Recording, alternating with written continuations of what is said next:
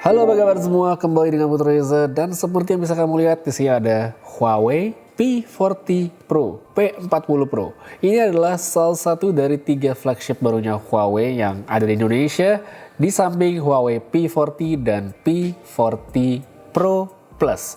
Udah Pro Plus lagi. Tapi saya nggak akan ngomongin yang lain, langsung aja yang ada di depan saya. Kita buka sama-sama, saya pengen tahu kayak gimana sih handphonenya. Oh ya, tapi sebelum buka, ini di bawah ada tulisannya. Unitnya berwarna biru dan dual SIM, terus ada 5G dan not for sale karena ini memang bukan unit retail yang dipasarkan ya, namanya juga handphonenya belum dijual. Langsung aja, ini karena handphonenya bukan retail jadi nggak ada plastiknya. Oke, jadi ini dia unitnya warna biru dan coba. Oke, ini dia. Warna biru, saya suka nih warna birunya, tampak menarik sekali, keren, nggak norak dan cakep, dan tetap lengkap dengan tulisan not for sale. Saya taruh dulu sebentar, lanjut ke isi kotaknya. Oke, di sini ada SIM card ejector, sudah pasti, nggak saya copot. Ada case, soft case seperti biasa. Oke, ini dia soft case-nya. Next, di sini ada charger Huawei Supercharge 40 watt, 40 apa? Ya, 40 watt, betul sekali.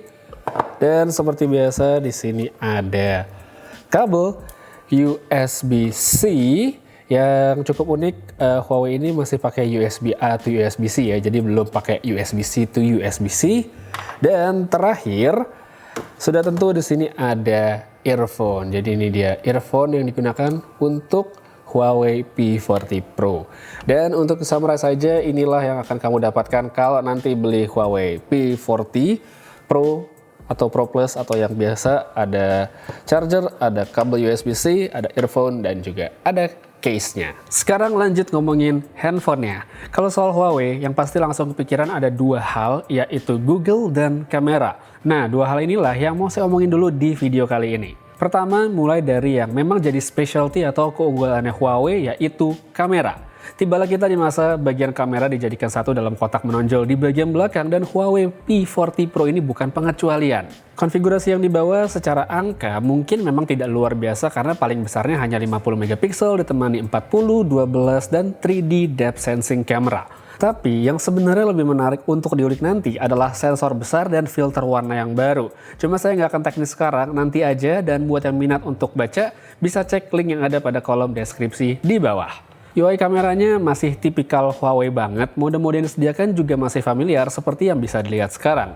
Selain itu, bisa dilihat juga di bagian bawah ada kontrol zoom dengan titik-titik untuk mengakomodasi 5 kali optical zoom, 10 kali hybrid, sampai 50 kali maksimalnya. Sampel foto untuk yang sekarang belum banyak ya, tapi dari sedikit yang saya punya, Huawei masih mantap dengan karakter fotonya yang tajam dan detail. Menarik untuk diuji lebih jauh, begitu pula aspek videonya nanti, tapi ya udah ntar di video berikutnya aja. Lanjut untuk ke software, nah ini nih, menarik banget.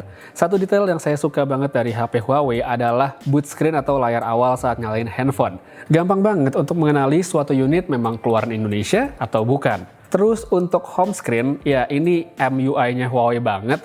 Dan seperti yang udah diduga, tidak ada Google Play Store meskipun handphone ini masih menggunakan Android 10. Tapi di HP barunya ini, Huawei Indonesia mengatakan bahwa dukungan aplikasi di Huawei App Gallery udah ditambah. Dan memang kalau dilihat ada beberapa yang baru dan esensial. Buat belanja online udah ada, baca berita juga, begitu pula yang paling penting soal perbankan. WhatsApp juga pastinya nggak ketinggalan karena ini penting banget, tapi gimana dengan yang lain seperti media sosial kayak Twitter, Instagram, atau YouTube? Oke, saya kesampingkan dulu metode custom GMS dan lainnya. Yang mudah dulu yaitu ada 2 cara. Buka lewat browser lalu pin ke home screen, nanti ada logo sama tanda browsernya. Atau yang kedua bisa juga download APK supaya bisa buka aplikasinya kayak biasanya.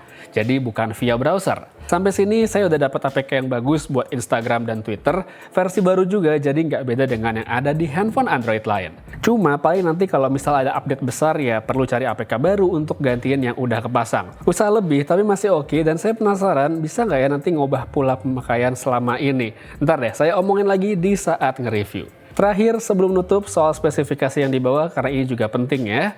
Ada chipset Kirin 9950 5G, RAM 8GB, internal 256, dan baterai 4200 mAh dengan supercharge 40 watt. Sedangkan untuk layarnya beresolusi Full HD lebih dikit dengan ukuran 6,58 inci berpanel OLED yang lengkap sama refresh rate 90 Hz.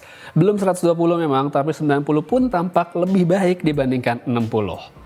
Overall, saya suka banget sama Huawei P40 Pro untuk impresi pertama. Banyak yang bisa diulik dan dicoba, terlebih soal user experience nanti bakal saya share di video reviewnya. Jadi, jangan lupa untuk subscribe dan aktifkan notifikasi supaya kamu nggak ketinggalan videonya. Sekian dulu untuk video singkat tentang Huawei P40 Pro. Terima kasih banyak nonton sampai habis. Jaga kesehatan dan sampai ketemu lagi di video berikutnya. Have a nice day!